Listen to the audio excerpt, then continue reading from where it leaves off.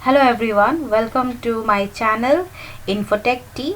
मेरे चैनल में आप सबका स्वागत है और ये मेरा वीडियो है जून 2020 MCS 012 के क्वेश्चन पेपर को लेकर। यहाँ मैं क्वेश्चन सॉल्व कर रही हूँ जून 2020 के जो टर्म एंड एग्जामिनेशन के जो क्वेश्चन पेपर है 012 MCS उस पर। और ये क्वेश्चंस में एक के बाद एक क्वेश्चन सॉल्व करूँगी। उम्मीद है आप हर वीडियोस को देखोगे। और सबसे पहला क्वेश्चन मैं आज लेकर आई हूँ आपके लिए, तो आइए चलिए इसको सॉल्व करते हैं। अगर समझ में ना आया तो प्लीज़ कमेंट में बताना क्या कि कौन सी डाउट्स है आपके। मैं पूरा कोशिश करूँगी क्लियर करने के लिए, ठीक है। तो सेकंड क्वेश्चन देखते हैं जो जून 2020 टर्म एंड एग्जामिनेशन में आया था। तो सेकंड क्वेश्चन है, a memory chip has a capacity of 1 M multiplied 16 byte. ठीक है, ये गिवन है और निकालना क्या है, फाइंड आउट क्या करना है, how many address line does it have. और नंबर 2 है, what is the capacity of the chip in bytes. ठीक है, तो यहाँ मैंने निकाला है। हमें क्या पता है, 1K इक्वल्स टू 2⁻10 होती है, हमें पता है 1M इक्वल्स टू 2⁻20 होती है, और 1G जो गीगाबाइट है वो 2⁻30 होती है ना। 1K means 1 kilobyte, 1 megabyte then 1 gigabyte. तो हमें ये पता है ना, जो सिंस वी नो डैट इसमें जो लिखा हुआ है वो गिवन, वो हमें पता है। तो इसके हेल्प से हम सॉल्व करेंगे। सबसे पहला क्वेश्चन है, how many address line does it have. तो सबसे पहले गिवन क्या है, 1 मेगाबाइट इंटू 16। तो सबसे पहले हम ये लिखेंगे। उसके बाद 1 मेगाबाइट में कितना होता है, 2⁻20 होता है, और उसके बाद मल्टीप्लाइड बाय 16 लिख लिया। ओके, ये देखो, we know that this then this है ना। 1 megabyte equals to 2⁻20।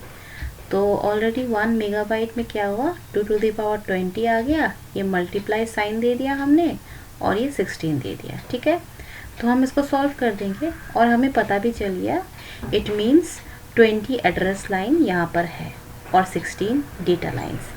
Data lines कितना है ये फाइंड आउट करने के लिए नहीं कहा, लेकिन फिर भी क्या पता इन फ्यूचर में क्वेश्चन में अगर आ गया है ना, how many address line and how many data line, तो इसलिए मैंने 16 डेटा लाइन्स भी दे दिया यहाँ पर और 20 एड्रेस लाइन्स। ठीक है, हाँ, तो हो गया ये नंबर 1 वाला। सिर्फ आपको ये याद रखनी है कि 1 किलोबाइट में 2⁻10 होती है, 1 मेगाबाइट में 2⁻20 होती है, और 1 गीगाबाइट में 2⁻30 होती है। बस ये वाला आपको याद रखना है, और ये तो गिवन दिया ही हुआ है, बस इसको पुट करना है, और जो वैल्यू है ये वाला इसको बस पुट करना है। 1 मेगाबाइट में कितना होता है, 2⁻20 मल्टीप्लाइड बाय 16। तो बस पता चल गया कि 20 एड्रेस लाइन होती है और 16 डेटा लाइन्स होती है। तो यहाँ पर नंबर 1 में how many address line does it have, आपको यहाँ लिखना है 20 एड्रेस लाइन। तो नेक्स्ट नंबर 2 में दिया है, what is the capacity of chip in bytes. तो कैपेसिटी भी निकालना बहुत इजी है। हमें क्या पता है, 1 मेगाबाइट इज इक्वल्स टू 2⁻20 है ना, while the capacity of the chip in bytes for 16 bits is equals to 2⁻16। ठीक है, तो कैपेसिटी कितना हुआ of the chip in bits, 16 bits की है ना, तो वो होगी 2⁻16। ठीक है, बहुत ही इजी है। तो ये आया था जून 2020 टर्म इन एग्जामिनेशन में इग्नू की। तो यहाँ आया नंबर 3 में आ गया है, what is the use of multiplex, draw and explain logic diagram of a 4:1 multiplex and draw the truth table। तो सबसे पहले मल्टीप्लेक्स क्या है।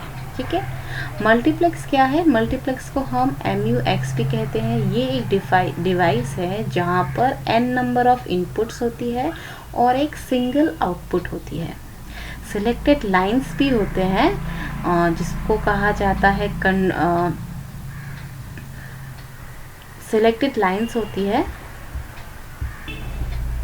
सिलेक्टेड लाइंस जिसको कहा जाता है इनपुट से सिलेक्ट इनपुट, जो कंट्रोल इनपुट जिसको कहते हैं, वो डिसाइड करते हैं कि n नंबर ऑफ इनपुट्स में से कौन सा इनपुट सिग्नल हम ले आउटपुट के साथ कनेक्ट करने के लिए, है ना। और इससे क्या होता है, ये क्या करता है, इंक्रीज करता है अमाउंट ऑफ डेटा को इंक्रीज करता है जो नेटवर्क में भेजा जाता है within a certain time, ठीक है, इससे ये होता है। और उसके बाद हो गया है मल्टीप्लेक्सर को हम डेटा सिलेक्टर भी कहते हैं। सबसे बेस्ट एग्जांपल क्या है, best example of non electronic circuit of a multiplexer is a single pole multi position switch, ठीक है। सिंगल पोल है और मल्टी पोजीशन स्विच है जो जनरली यूज होते हैं बहुत सारे इलेक्ट्रॉनिक सर्किट में, ठीक है।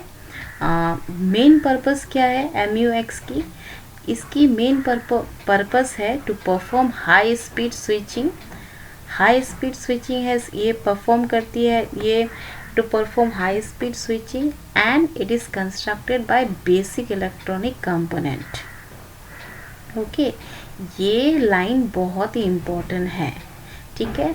The main purpose of MUX is to perform high speed switching and it is constructed by basic electronic component.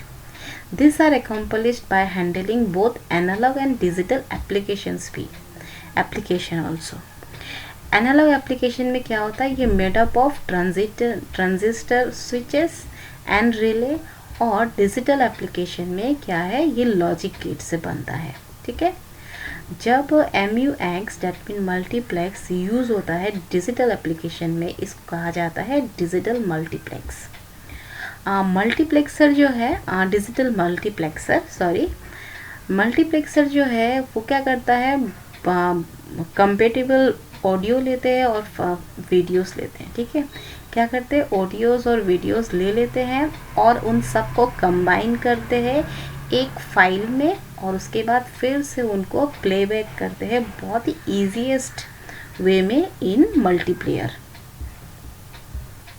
तो हमको पता चल गया कि मल्टीप्लेक्सर क्या करता है, ये इंक्रीज करता है अमाउंट ऑफ डेटा को जो नेटवर्क में भेजा जाता है within a certain time, और साथ ही साथ क्या होता है, ये it is use to perform high speed switching and it is constructed by a basic electronic component.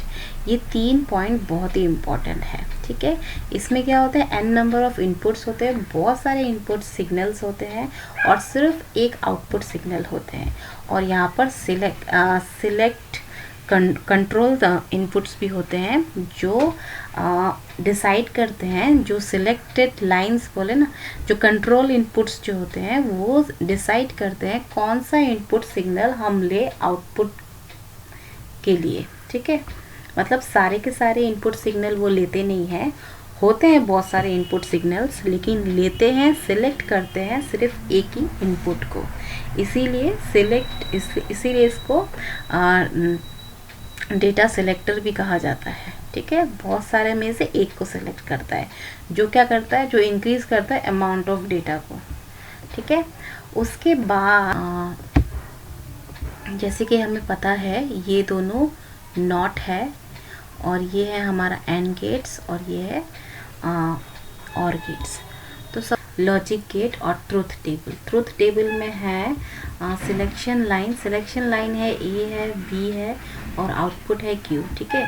Selection line ए और बी में 0 और बी अगर 0 हुआ, अगर ए 0 हुआ, बी 0 हुआ, तो कौन सा होगा, डी 0 होगा। क्यों होगा, क्योंकि ए 0 है, डैट मीन्स ए यहाँ से, ये देखो ये नॉट से निकला ना, ये वाला जो सेकंड इनपुट है ये क्या हुआ, डी 0 से निकल के ऐसा गया, उसके बाद ऐसा गया, उसके बाद नॉट में आया, और जैसे ही नॉट में आया ये 0 बन गया।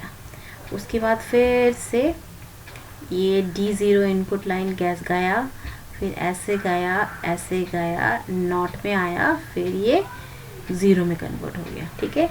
दोनों ही इनपुट नॉट से निकला, इसीलिए 0 बन गया।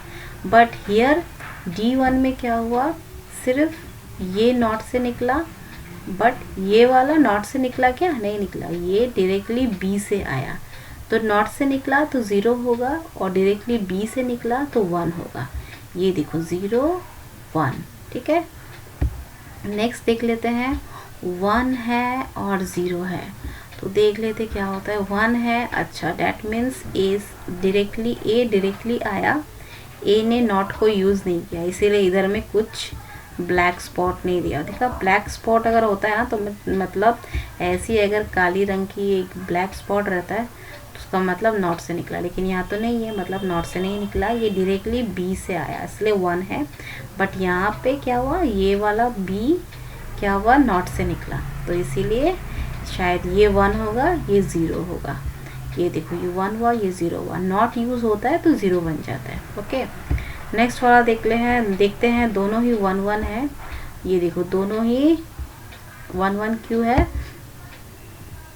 क्योंकि ये देखो ये भी डायरेक्टली ए से आया, ये भी डायरेक्टली बी से निकला।